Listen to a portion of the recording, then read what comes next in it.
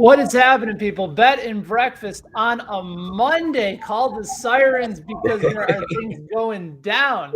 Ben Heisler with Reed Wallach and Peter Dewey. The Monday crew is here heading into week 16 of the NFL. It's not here yet because week 15 still has a few more games to go. Doubleheader on Monday and, of course, a doubleheader in the NFL on Tuesday night. We will go through all of those games together, go a little rapid fire on it. We'll also go over our best bet for Monday night. Gentlemen, I know that we're rising and shining up fairly early here on this Monday for Bet and Breakfast today, but I imagine that you guys were all keeping tabs on the low-scoring affair on Sunday night. And Reed, I have to start with you because I know that you have somewhere in your vicinity a nice 14-1 MVP card on one Tom Brady. You can even hear it in the opening to our podcast about Tom Brady being a pick. And of course, I feel like Peter, you and I, we probably just need to go ahead and re-edit it and just scrub it to like, of course we're on Tom Brady the entire time. We weren't talking about anybody else, Lamar Jackson or Dak Prescott. It's like those things that even said. But your guy Brady, Reed, first time he was shut out since 2006. I think it was week 13 against the Miami Dolphins. He's 29 years old. He's 44 now. It's been 15 years. What do we do now? Because Aaron Rodgers right now is playing really good football and is starting to creep up. Are you thinking about hedging? Where are you? Where's your mindset right now with regards to this pick? Because I'm not sure whether or not Brady could actually hang on here. Yeah, I'm wearing my glasses today because I was up all night thinking about like why didn't I hedge last week? Well, I was actually thinking at 6-1. I was like, maybe I should open like a Rodgers bet, like just get that in there so we could, get maybe not too much because I do think Brady still has the numbers to wrap up this award. But yeah, the narrative is starting to swing Rodgers' way. I don't know, just because if you look at Green Bay's schedule the rest of the way, they play Cleveland, who's coming in on a short week. Who knows what kind of shape they're going to be in? The Vikings. That will probably be a high-scoring affair. Maybe the Packers win that one at home, and then the Lions in Week 18. So this might be getting away from Brady. I saw some sports books move Rodgers to the favorite, still plus money, but the favorite over Brady.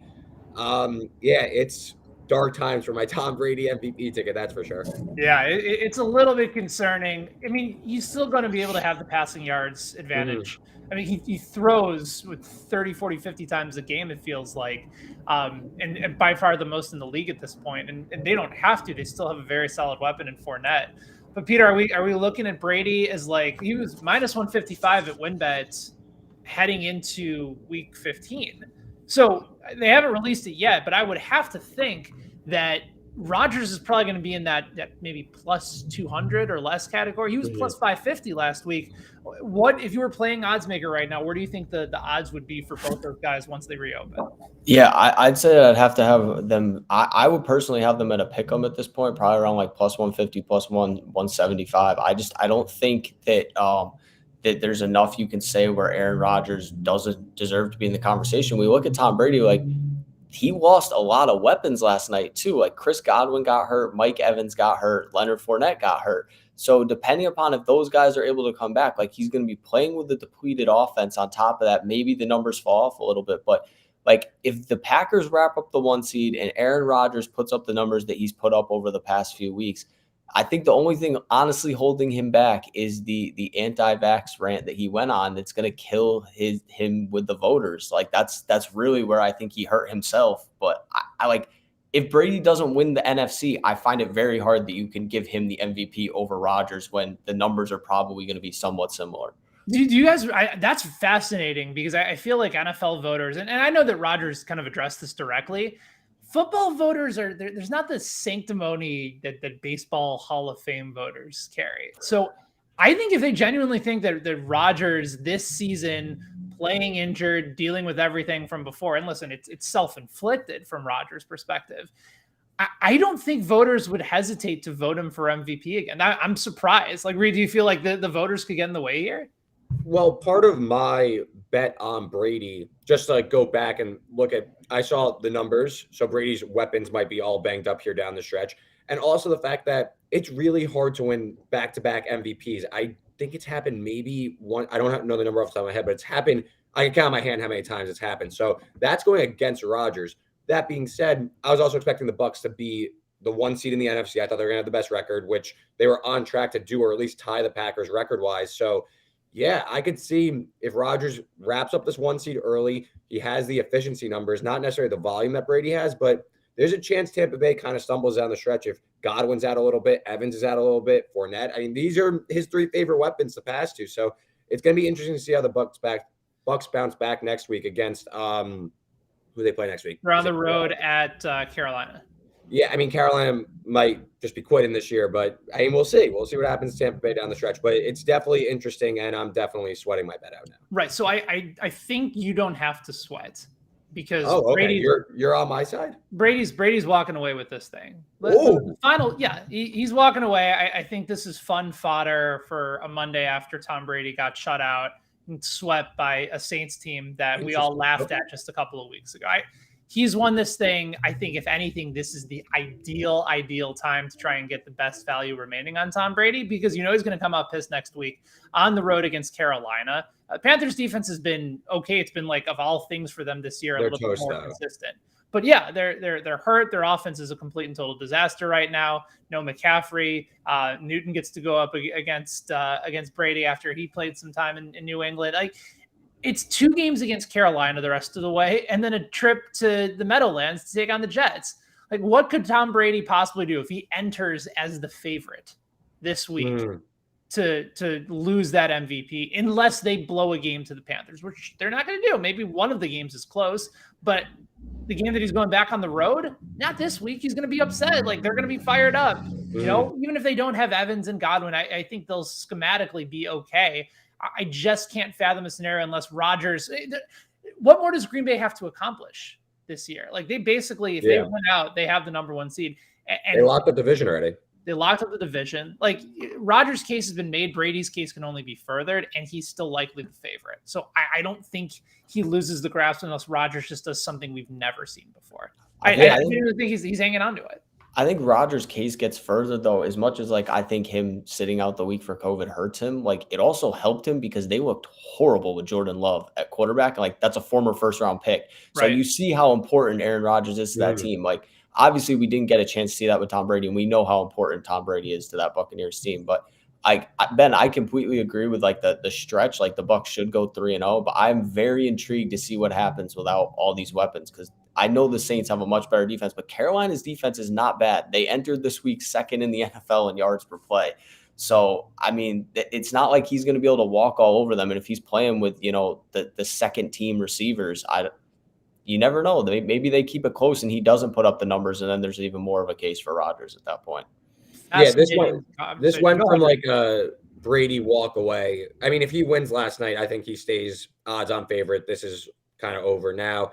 Gets interesting with all these injuries, especially with the 1 seed debate. I personally would still take Tampa Bay over Green Bay, given all the weapons healthy. I think that Tampa Bay's defense is much tougher than Green Bay's. But from an MVP perspective, it's tough to say Rodgers isn't the MVP. It's tough to say. I think that the voters might give it to Brady based on numbers, volume, and, you know, it's also Tom Brady. He's an old man still slinging it like he is, and maybe the media doesn't like Rodgers. But it's tough to say just watching the games. Rodgers isn't the most valuable player. Yeah.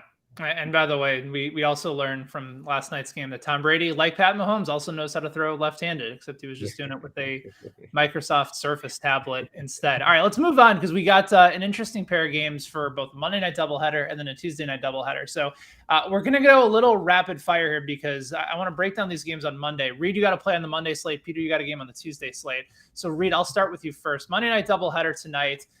Vegas heads to Cleveland. That game got postponed from Saturday afternoon to now Monday afternoon. Browns are 3-point favorites. The line movement in this game, I'm sure you guys remember, was insane, because the Browns opened up at WinBet at -6. It ticked all the way down to Raiders -3.5. So we're talking about a 9.5-point swing in the other direction. And then when the game got moved, it moved back up to the Raiders -1, and now all the way back to the Cleveland side at -3. And Reed, based on this number, it tells me that Baker Mayfield, probably asymptomatic, like he said, he thinks he's going to be able to play. And I think bettors, and I think House, and I think the House thinks so too. What do you think? I don't think it matters if it's Baker, if it's Nick Mullins, if it's Case Keenum. I'm more worried about the skill position players, the offensive line coming back for Cleveland. And listen, I bet the Browns -3. And I'm just going to say these COVID postponed games, this is not like, don't break the bank on this. Like, you don't know who's going to play. This is definitely this is more of a gamble than a wager, I'd say, just because you don't know who's going to play.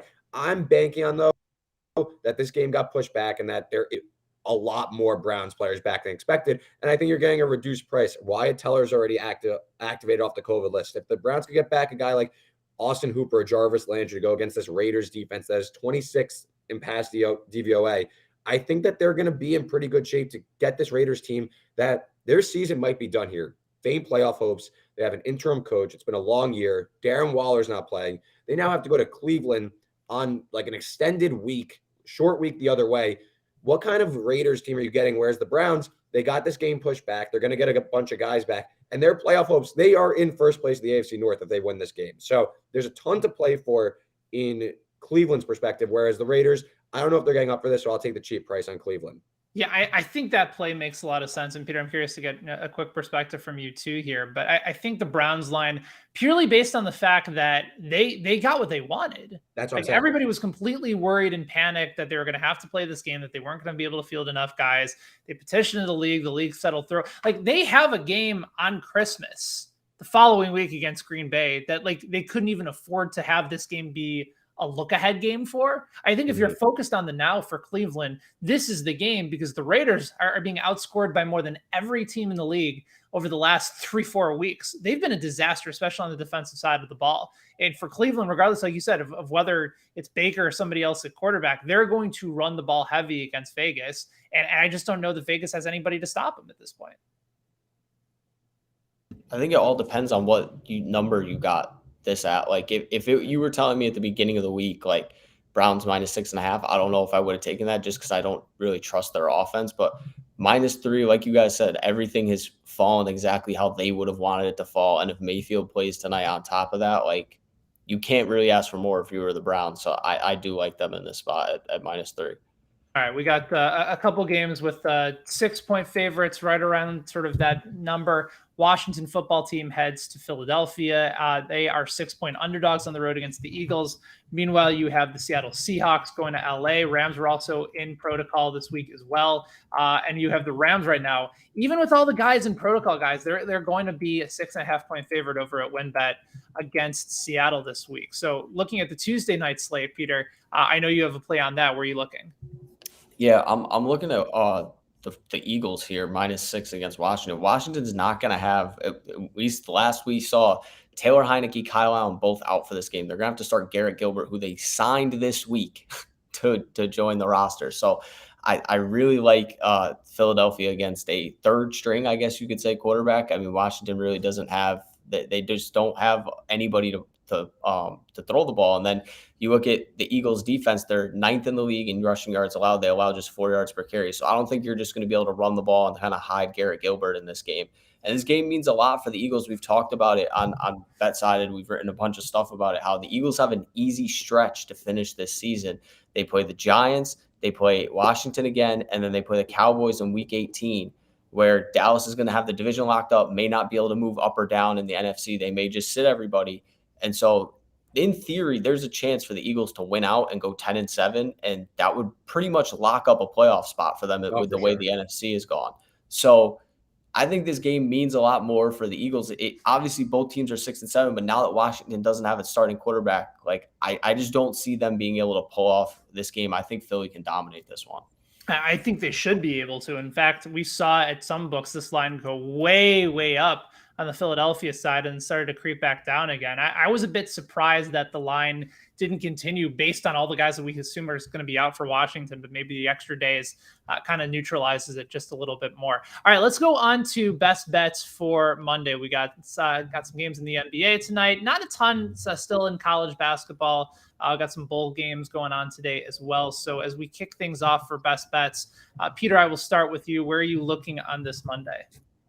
Yeah, I'm looking to the NBA. I'm looking at the Hornets Jazz matchup tonight.